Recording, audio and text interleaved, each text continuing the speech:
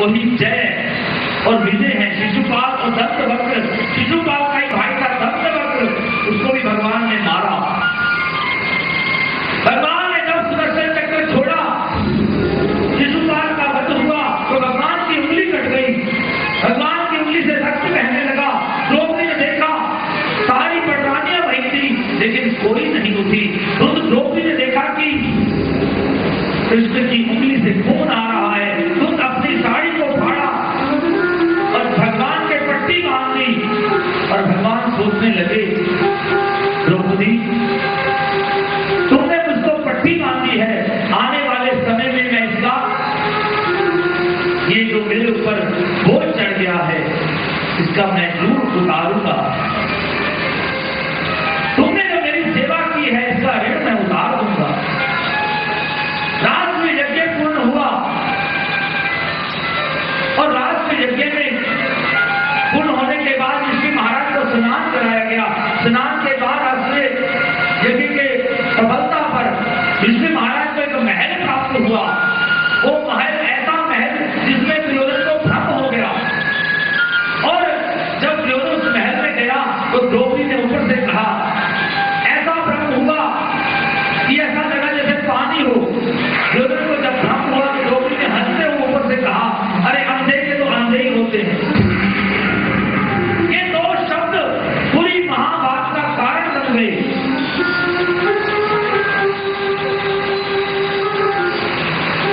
देखिए, रामलीला में लक्ष्मण जी ने एक रेखा लगाई सीता जी के आगे, इसको लांघना नहीं है। सीता जी ने जब सीमा को लांघा तब जाकर के मुसीबत खड़ी हुई, युद्ध हुआ, रावण ने सीता का हरण किया। जब स्त्री अपनी मर्यादा पे रहे, सीमा पे रहे तो ठीक है। और यही वो शब्द तो हैं, शब्द जब बोलने चाहिए तो बड़े सोच समझ के बोलने चाहिए। कहते किसी को आप थप्पड़ मारेंगे तो वो भूल सकता है, लेकिन वाणी के बाण जब किसी के हृदय में लगते हैं तो उसको भूलना बड़ा मुश्किल होता है। हम किसी को बोल तो देते हैं लेकिन बोलने से पहले सोचना चाहिए कि हमें बोलना चाहिए कि नहीं चाहिए, उसके हृदय में क्या आघात होगा।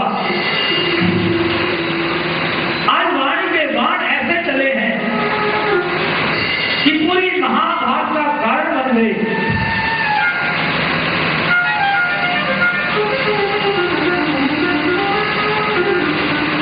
भगवान ने किस प्रकार से द्रौपदी का ये ऋण उतारा। कहते जो पट्टी बांधी थी युद्ध क्रिया के बीच में द्रौपदी ने हार करके जब भगवान को पुकारा तो जो पट्टी बांधी थी उसमें जितने धागे थे उतनी साड़ी का अंबर भगवान ने लगा दिया। थोड़ी सी सेवा की भगवान की और भगवान ने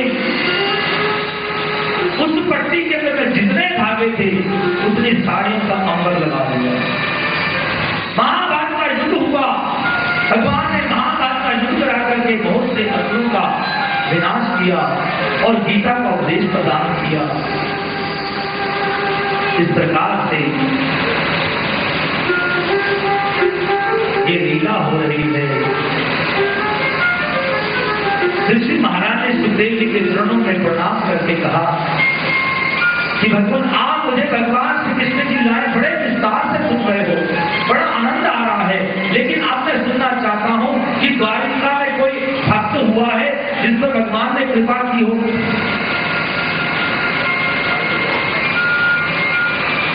तो सुखदेव जी कहते हैं, राजन अब मैं तुमको एक ऐसे भक्त की कथा सुनाता हूं जिस पर भगवान ने विशेष कृपा की।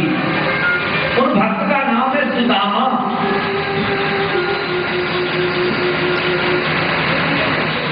सुदामा जी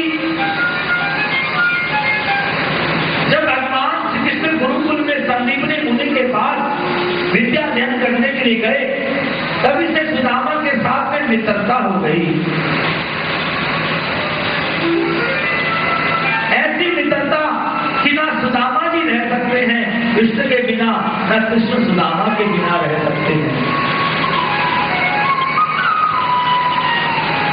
सुदामा जी गुरुकुल में रह करके विद्यार्जन करते हैं, भगवान श्री कृष्ण भी उनके साथ में हैं। एक दिन सुदामा जी अपना पाठ भूल गए। अब वहां का नियम है कि जो पाठ भूल जाएगा उसको जंगल से लकड़ी तोड़ के लानी पड़ेगी। दंड का दंड और सेवा की सेवा। लेकिन सुदामा जी को बड़ा दुख हुआ कि मैं अपने मित्र कृष्ण के बिना कैसे रह पाऊंगा, कैसे वन में जाऊंगा। भगवान श्री कृष्ण सुदामा के मन के भाव को समझ गए और भगवान श्री कृष्ण भी अपना पाठ भूल गए और भगवान श्री कृष्ण को भी ये दंड मिला जंगल में से लकड़ी तोड़ के लाने का। जब सुदामा को ये मालूम पड़ा तो सुदामा को बड़ी प्रसन्नता हुई।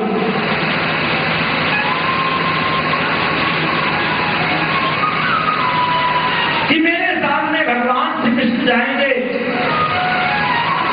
सुदामा जी और भगवान श्री कृष्ण दोनों वन की ओर जाने लगे लकड़ियां लाने के लिए। तो गुरु माता ने एक पोटली में बांध करके कुछ चने दिए जिसमें दोनों के भाग के चने थे। वो पोटली सुदामा जी के हाथ में थी और पोटली लेकर के वन में गए, वहां लकड़ी तोड़ने लगे। सुदामा जी वृक्ष पर चढ़े हुए हैं और भगवान श्री कृष्ण वृक्ष के नीचे खड़े हैं। अचानक तेज हवा चलने लगी और देखते देखते बादल छा गए और मूसलाधार वर्षा होने लगी। सुदामा जी का शरीर कमजोर है। सुदामा जी ठंड के मारे कांपने लगे, वृक्ष के ऊपर बैठे हुए हैं। थोड़ी देर के बाद सुदामा जी को भूख लगी। सुदामा जी ने पोटली खोली और चने खाने लगे। चने खाते खाते सुदामा जी अपने भाग के चने तो खा ही रहे हैं। इधर भगवान श्री कृष्ण नीचे खड़े हुए हैं। उनको ऐसा लगा कि सुदामा जी कुछ खा रहे हैं। तो भगवान श्री कृष्ण ने कहा, अरे मित्र सुदामा, क्या तुम कुछ खा रहे हो? सुदामा जी ने भगवान को भी झूठ बोल दिया। सुदामा ने भगवान श्री कृष्ण से कहा, अरे मित्र कृष्ण, ठंड के मारे मेरे नाम किस कर रहे हैं और तुम समझ में खा रहा हूं। भगवान को भी झूठ बोल दिया। झूठ बोल का उद्वास सब पाठ करने सबका साक्षी मैं हूं। कौन क्या कर रहा है, कैसे कर रहा है, वो सब मैं जानता हूं। मेरी दृष्टि से कुछ छिपा नहीं है, सबका साक्षी मैं हूं।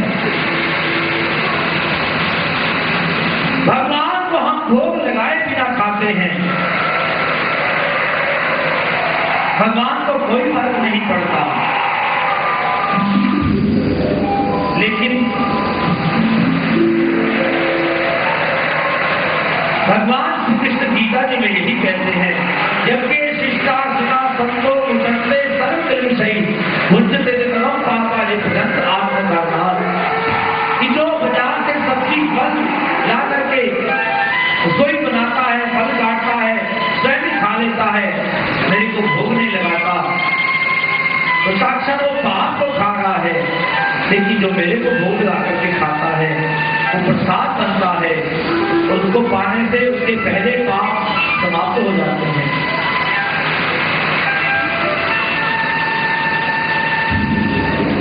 सुदामा जी आज भगवान को झूठ बोल रहे कि सब्जी के मारे मेरे दांत किट कर रहे हैं, तुम सोचो मैं कुछ खा रहा हूं। भगवान अंतर्यामी है, भगवान चुप हो गए। सुदामा जी ने अपने भाग के चने तो खाए, इतनी भूख लगी कि साथ में कृष्ण के भाग के चने भी खा गए।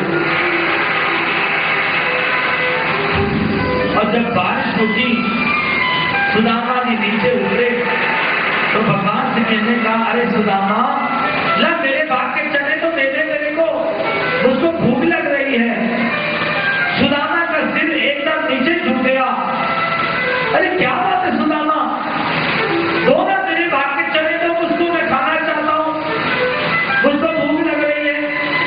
सुदामा के पास चने हो तब तो भगवान श्री कृष्ण को दे। भगवान श्री कृष्ण का, सुदामा क्या बात है, तुम बोलो ना।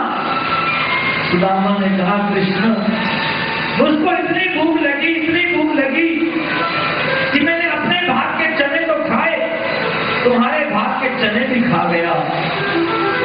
भगवान श्री कृष्ण ने कहा, अरे सुदामा, तुमको मालूम नहीं, गुरुजी ने हमको बताया है कि किसी के भाग के